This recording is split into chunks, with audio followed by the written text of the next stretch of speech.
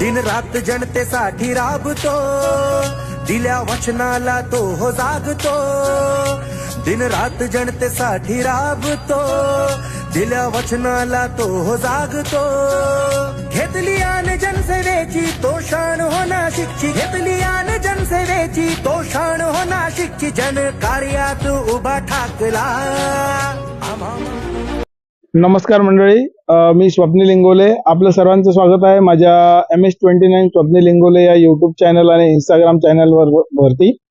आपण काय करतोय यावेळेस, आपला नगरसेवक हा प्रोग्राम आपण आपल्या युट्यूबच्या माध्यमातून आणि इंस्टाग्रामच्या माध्यमातून जनतेपुढे सादर करीत आहोत। तर जेव्हापासून स्थानिक स्वराज्य संघटनेच्या निवडणुका जाहीर झाल्या आहेत आणि उमेदवारी अर्ज देखील दाखल झालेले आहे, तर विविध प्रकारचे जे उमेदवार आहेत त्यांच्या मुलाखती, त्यांचं कार्य आणि त्यांना राजकीय जीवनामध्ये कशा पद्धतीचे अनुभव येत आहे जेव्हा ते त्यांचा प्रचार सभा घेतात किंवा फिरतात, तर त्या संदर्भात आपण काही मुलाखती घेत आहोत। तर आजचे आपले पाहुणे आहे रोहन रामटेके। नमस्कार रोहन भाऊ। नमस्कार मंडळी। तर आम्ही तुम्हाला युट्यूबच्या माध्यमातून बघितलं आहे, इंस्टाग्रामच्या माध्यमातून पाहिलं आहे आणि तुम्ही एक इन्फ्लुएन्सर आहात। इन्फ्लुएन्सर आहात म्हणण्यापेक्षा मी असं म्हणू शकतो की तुम्ही सोशल वर्कर जास्त आहात। तर तुम्ही सामाजिक कार्य करत होतात, बऱ्याचशा लोकांच्या तुम्ही समस्या जाणून घेऊन त्या सोडवण्याचा अतोनात प्रयत्न केलेला आहे। तर या गोष्टी समाज कार्य करत असताना तुम्हाला राजकारणामध्ये प्रवेश करावा असं का बरं वाटलं? असं मला वाटलं नाही, मला जनतेने सुचवलं, त्यामुळे मी राजकारणात उतरलो आज। नक्कीच। जनतेने तुम्हाला म्हणजे एखादा अनुभव सांगू शकाल का की तुम्हाला कोणी म्हटलं आणि कोणता एखादा अनुभव आला असेल की राजकारणात तुम्ही यावा बा? माझे एक क्लास टीचर होते, तसा मी व्हिडिओ टाकला माझ्या चॅनलवर, मोगरकर सर म्हणून। त्यांनी मला सांगितलं की आता तुम्ही राजकारणात जायला पाहिजे बा, राजकारणात तुमचे पाऊल ठेवायला पाहिजे बा, पुढे जायला पाहिजे। त्यामध्ये त्यांनी सुचवल्यानुसार मी हा निर्णय घेतला मग, आणि अशा इतरांनी सांगितलं मला। तर आता तुम्ही तुमचा प्रचार करत आहात, तर मला सांगाल की तुम्ही कोणत्या पार्टीकडनं, म्हणजे मला जसं दिसत आहे आम आदमी पार्टी, तर आम आदमी पार्टीच तुम्ही का बरं निवडली? तुम्हाला पार्टीकडून सुचवण्यात आलं होतं, आमंत्रण देण्यात आलं होतं की कसं? नाही, यांच्यासोबत माझं बोलणं झालं। मला स्वतंत्रपणे राहायला आवडते, मला जे वाटते त्या विरोधात बोलायला आवडते, मला कुठे रोकटोक जमणार नाही। माझं जे ध्येय आहे, माझा जो उद्देश आहे तो मला पूर्ण करायचा आहे, त्यासाठी मी या पार्टीमध्ये आलो। आणि जनतेची सेवा प्रामाणिकपणे आणि सत्याची बाजू घेऊनच चालून मांडू शकतो बा आपण या पार्टीच्या माध्यमातून, त्यामुळे मी ही पार्टी निवडली आहे। उमेदवारी अर्ज दाखल करत असताना तुम्हाला कुठल्या पद्धतीचा दबाव किंवा अर्ज भरू नको किंवा या पद्धतीच्या काही समस्यांचा सामना करावा लागला का? नाही, असं तर सांगता येणार नाही, तरी पण असं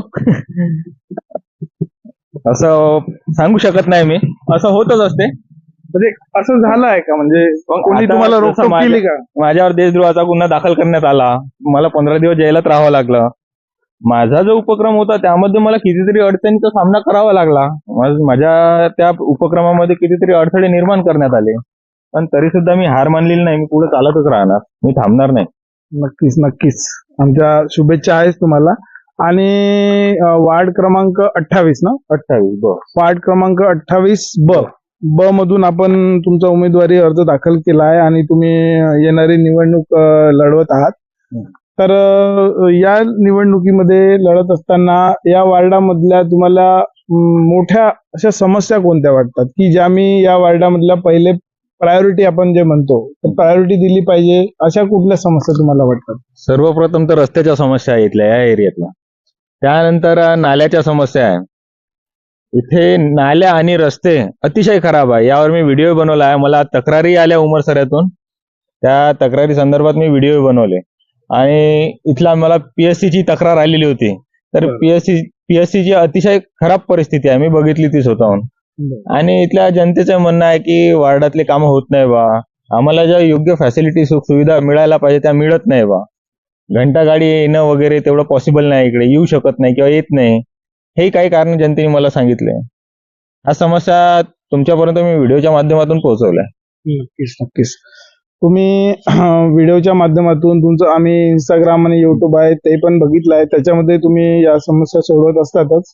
अजून एक विचारायचं म्हणजे की जनरली काय होतं की बरेचसे पक्ष असतात उमेदवारी अर्ज दाखल करत असताना, आणि एक तुम्हाला आपल्या वार्डाच्या बाहेरचा एक क्वेश्चन विचारतो. आता तुम्ही राजकारणामध्ये प्रवेश केलाच आहे म्हणून आपण बघत होतो की काही काळापूर्वी जेव्हा निवडणुका व्हायच्या तर तेव्हा बिनविरोध निवडणूक जी व्हायची तर त्याचं प्रमाण अल्पसं होतं की हा पर्टिक्युलर व्यक्ती बिनविरोध निवडून आला म्हणून.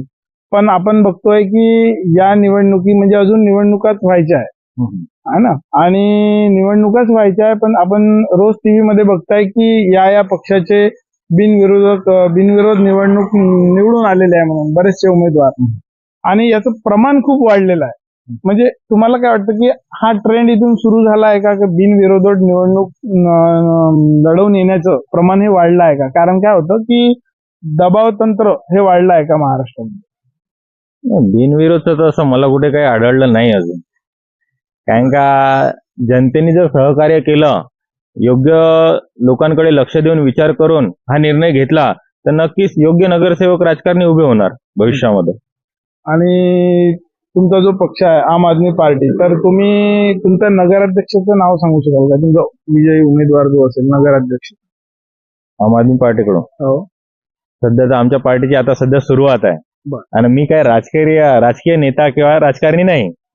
मी जनतेच्या हितासाठी आणि सेवेसाठी मी इथे आलो आहो राजकारणामध्ये. कारण का माझा काही राजकारणात जाण्याचा उद्देश नव्हता, पण माझ्याजवळ पर्याय नाही आहे. आता जनतेने मला टिकवून ठेवावं राजकारणामध्ये. मी जनतेच्या हिताचे कामं आयुष्यभर करत राहणार. नक्कीच नक्कीच. आपल्यासोबत रोहन भाऊंचे वडील आहे, त्यांच्याशी आपण दोन शब्द बोलूया. नमस्कार काका. नमस्कार. तुमच्या मुलाने सामाजिक कार्यामध्ये बरंच कार्य केलेलं आहे आणि आता ते एक त्यांच्या कार्याला कुठेतरी राजकीय वळण मिळत आहे.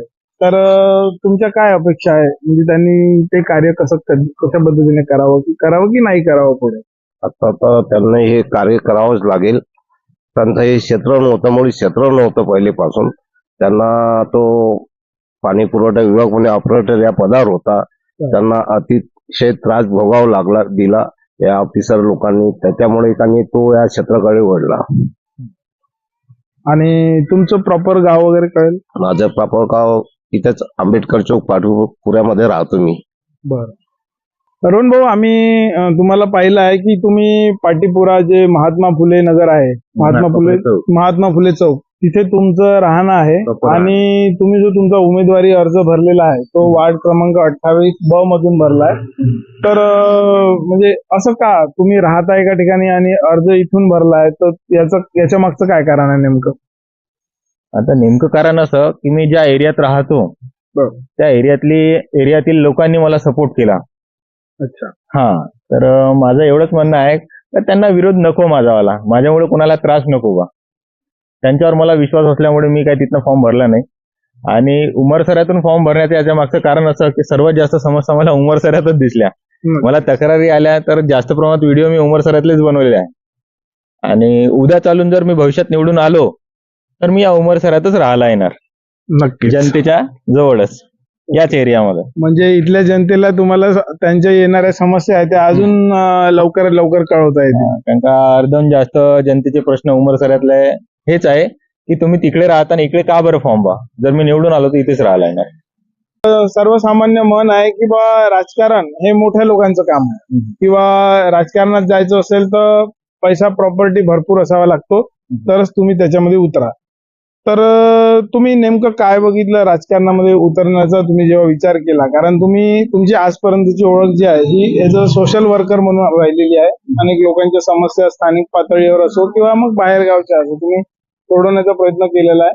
आम्ही त्याबद्दलचे बरेच व्हिडिओ वगैरे बघितले आपले. तर तुम्हाला असं वाटत नाही का की तुम्ही राजकारणात प्रवेश केलाय तर तुम्हाला बऱ्याच आर्थिक समस्यांचा सामना करावा लागेल आणि तुमची परिस्थिती कशा पद्धतीची आहे आणि तुम्ही कसे समोर जाणार? नाही, तसा तर माझ्या मनात असा काही विचार आला नव्हता. मी हे ठरवलं आहे की मला या मार्गावर चालावंच लागणार आहे. मी थांबलो तर सगळं संपून जाणार. त्यांना मी जो निर्णय घेतला आहे, मी जे ध्येय ठरवलेलं आहे, माझा जो उद्देश आहे तो मला पूर्ण करायचा आहे. त्यामुळे या मार्गावर मला चालतच राहावं लागणार. आणि सर्वात महत्वाची गोष्ट म्हणजे जसं माझ्या मित्रांचा सपोर्ट आहे, मला जनतेचा सपोर्ट आहे. दिवसांदिवस सहकार्य करणारे, मदत करणारे लोक वाढतच चालले आहे. मला सहकार्य करूनच राहिले आहे. त्यांचा पण म्हणण्याचा उद्देश हाच आहे की रोहन रामटेके हा जर व्यक्ती समोर आला तर नक्कीच आपलं काहीतरी भलं होऊ शकते बा, या सिस्टीम मध्ये काहीतरी बदल होऊ शकतो बा. हे मला हिंमत देणारी जे लोक आहे, त्यामुळे मी राजकारणात येण्याचा प्रयत्न केला, निर्णय घेतला. आणि आपण मगाशी समस्यांबद्दल बोललो होतो, तर मुख्यतः समस्या रस्त्यांच्या तर आहेच. याच्या व्यतिरिक्त आपण बघतो की उमरसरा वार्ड नंबर 28 ब किंवा अ म्हणा, ब म्हणा, किंवा जेव्हा उमरसरा हे जेव्हा नाव येतं, जेव्हा आम्ही शहरातील इतर भागांमध्ये लोकांना विचारतो, जेव्हा उमरसरा नाव येतं तर बऱ्याच लोकांना असं वाटतं की तिथे गुंडागर्दी खूप आहे किंवा दडपशाही खूप आहे. तर त्या समस्या देखील आहे असं तुम्हाला वाटतं का? इथे त्या सोडवण्याचा प्रयत्न करू शकाल का? मी सर्व समस्या सोडवण्याचा प्रयत्न करणार. जनतेच्या ज्या काही समस्या असेल त्यासाठी मी सदैव तत्पर आणि प्रयत्नशील राहणार. नक्कीच. आमच्या नक्कीच शुभेच्छा आहे तुम्हाला भविष्यातील राजकीय वाटचालीसाठी. धन्यवाद.